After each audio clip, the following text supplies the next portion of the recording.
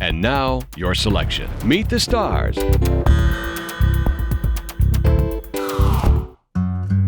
Finally, in the news tonight, the music world mourns the death of folk music icon Irving Steinblum. Steinblum managed the careers of the Main Street Singers, the Folksmen, and Mitch and Mickey. When I tell people, they say, well, what's A Mighty Wind about? And I say, well, it's kind of the world of folk singers. They just start to smile because it's so endearing that we would invest this time, money, and energy on something that nobody's paying any attention to. The only fitting tribute that we could come up with was a memorial concert. What these three groups have in common is they take themselves seriously, but they didn't have the right to. They had no hole in the center of the records. And if you punched a hole in them, you'd have a good time. Yeah. Because they take themselves seriously, it immediately lends itself to this kind of comedy. We're very pleased to be having the folk people here. The acoustics are just perfect.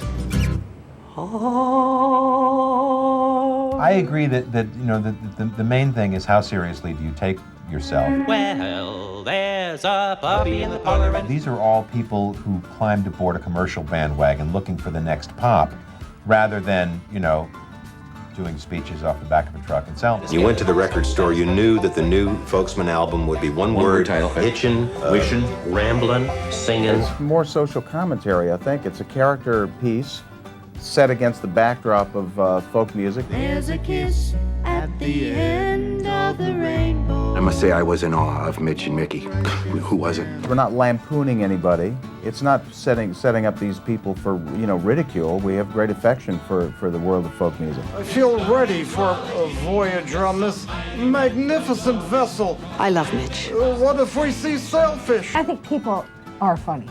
Just human beings are funny. And they're insane and lovely, and they're in denial of dying. So there's always something to work with.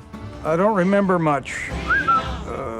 And I was once called on to teach a group of college students in New York improv, and I realized I didn't know how to teach them. Quick plug, hola, I'm Mike LaFontaine, owner and founder of High Class Management.